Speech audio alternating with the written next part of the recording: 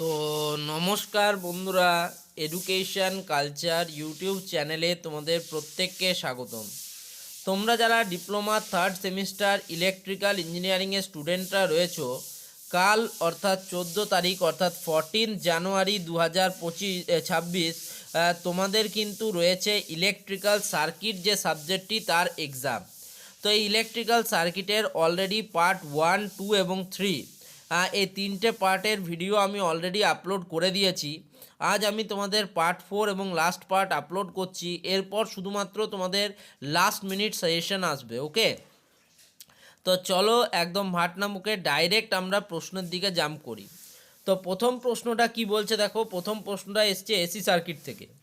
কি প্রশ্ন?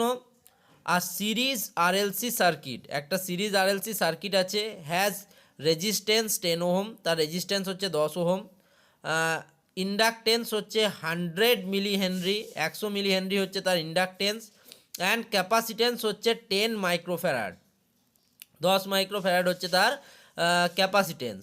ফাইন্ড করতে বলেছে। এ হচ্ছে রেজোনেন্ট ফ্রিকোয়েন্সি, তোমাকে বার করতে হবে। খুব ভালো প্রশ্ন। কোয়ালিটি ফ্যাক্টর, যেটাকে তোমরা কিউ ফ্যাক্টর বলো, ডাক নাম হচ্ছে কিউ ফ্যাক্টর, ফুল নাম হচ্ছে কোয়ালিটি ফ্যাক্টর। সি হচ্ছে ব্যান্ডউইথ, তার ব্যান্ডউইথ কত সেটা জানতে চেয়েছে। এবং ইম্পিডেন্স অ্যাট রেজোনেন্স, রেজোনেন্সে তার ইম্পিডেন্স কত হবে। ভালো প্রশ্ন, 8 নম্বরে একটাই প্রশ্ন, এই চারটে তোমাকে ক্যালকুলেশন করতে হবে, তাহলে কিন্তু 8 বা 8 8 পাবে। এরকম যদি প্রশ্ন আসে পরীক্ষায় একদম ছাড়বে না, এরকম প্রশ্ন কিন্তু একদম করে আসবে। বহুত সহজ প্রশ্ন এবং একটা প্রশ্ন থেকে 8 মার্কস পাওয়া বিভৎস ব্যাপার, বিশাল ব্যাপার। ঠিক আছে, দ্বিতীয় প্রশ্নটাও দেখো দিয়েছে এসি সার্কিট থেকে। কি বলছে? Show that in 3 phase delta connected system the line current is √3 Times the phase current and draw the phasor diagram. তোমাকে দেখাতে হবে যে 3 ফেজ সার্কিটের ডেল্টা কানেক্টেড সিস্টেমের ক্ষেত্রে লাইন কারেন্ট যেটা থাকে সেটা √3 টাইমস অফ ফেজ কারেন্ট হয়। ঠিক আছে, তার মানে লাইন কারেন্ট মানে IL equals to √3 of IPH. এটা তোমাকে প্রুভ করতে বলছে এবং ড্র করতে বলছে, এবং তার যে ফেজার ডায়াগ্রামটা সেটা অঙ্কন করতে বলেছে। ভালো প্রশ্ন, 8 নম্বরের একটাই প্রশ্ন। ঠিক আছে, 3 নম্বর প্রশ্নতে দেখো অনেকগুলো পার্ট আছে, টোটাল 5টা পার্টে প্রশ্নটা রয়েছে। পার্ট এতে বলছে দেখো, can ohm's law be applicable in an AC circuit. এই প্রশ্নগুলো এমসিকিউ আসতে পারে। ওহম যে সূত্রটা আছে ওহমস ল, ঠিক আছে, তো সেই ওহমস ল কি এসি সার্কিটের ক্ষেত্রে অ্যাপ্লিকেবল? খুব ভালো প্রশ্ন। বি দেখো, give an example of non linear element. এটাতে 1 নম্বর থাকছে নন লিনিয়ার এলিমেন্টের একটা তোমার এক্সাম্পল চেয়েছে। ভালো প্রশ্ন, 1 নম্বর। সিতে দেখো কি বলছে, ডিফাইন রেজোনেন্স অ্যান্ড ব্যান্ডউইথ। উপরে তোমরা যারা রেজোনেন্ট ফ্রিকোয়েন্সি কি বার করছো, ক্যালকুলেশন করছো, তখন তোমাদের রেজোনেন্স ডিফাইন করা খুবই সহজ হবে। একই সাথে ব্যান্ডউইথ ডিফাইন করাও তোমাদের পক্ষে সহজ হবে। এর জন্য থাকছে 3 মার্কস। ভালো, 3 4 5 হয়ে গেল।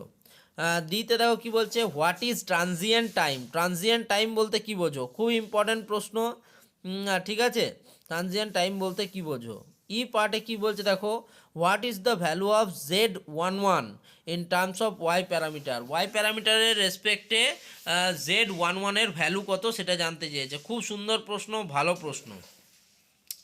এবার চলে যাব 4 নম্বর প্রশ্নতে। 3টে প্রশ্ন হয়ে গেল, এবার 4 নম্বর প্রশ্ন। 4 নম্বর প্রশ্নের দেখো দুটো পার্ট। পার্ট এ কি বলছে দেখো, derive the Laplace transform of unit step function.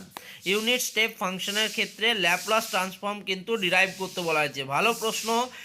এটা কিন্তু আশা করছি 2022 সালে মনে হয় এটা এক্সামিনেশনে এসেছিল। ঠিক আছে, আমাদের সময় যতদূর মনে হয়। পার্ট পার্টটা দেখো, define Q factor. Quality factor বা কিউ ফ্যাক্টর কি সেটাকে ডিফাইন করতে বলা হয়েছে। তো দেখো এখানে দিয়ে দিলাম define Q factor, resonance and bandwidth. এই তিনটে যদি তোমরা জানো যে কীভাবে ডিফাইন করে, ফর্মুলা কি, তাহলে এই অঙ্কটা তোমরা যে কেউ করে দিতে পারবে। তার মানে পড়াও হয়ে গেল, ম্যাথ করাও হয়ে গেল, নাম্বার পাওয়াও হয়ে গেল। ঠিক আছে, নেক্সট চলে যাব 5 নম্বর প্রশ্নতে।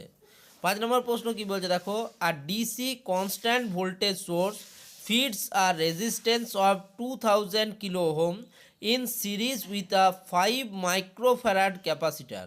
একটা ডিসি কনস্ট্যান্ট ভোল্টেজ সোর্স আছে যেটা একটা রেজিস্ট্যান্সকে ফিড করছে 200 কিলো ওহম, যেটা সিরিজে রয়েছে 5 মাইক্রোফ্যারাড ক্যাপাসিটারের সঙ্গে। ঠিক আছে, find the time taken for the capacitor when the charge retained will be decayed to 50% of the initial value।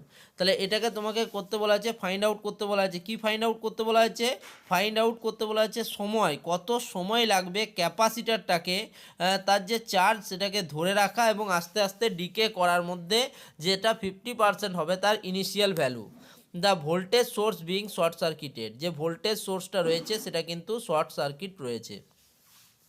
তার মানে একটা জিনিস আমরা কিন্তু এর থেকে কি বুঝতে পারলাম, যে তোমাদের দুটো তিনটে চ্যাপ্টার এবারে কিন্তু খুব ইম্পর্টেন্ট রোল প্লে করবে। এক হচ্ছে থিওরামসের চ্যাপ্টারগুলো, Norton's, Thevenin's, Millman's, maximum power transfer, superposition theorem, এগুলো যেমন ইম্পর্টেন্ট রয়েছে, একইভাবে তোমাদের এসির ক্ষেত্রে সিরিজ সার্কিট, প্যারালাল সার্কিট, এগুলো ইম্পর্টেন্ট রয়েছে, ল্যাপ্লাস ট্রান্সফর্ম ইম্পর্টেন্ট রয়েছে, এবং একই সাথে তোমার parameter, Z parameter, Y parameter, ABCD parameter, সেগুলোও ইম্পর্টেন্ট রয়েছে।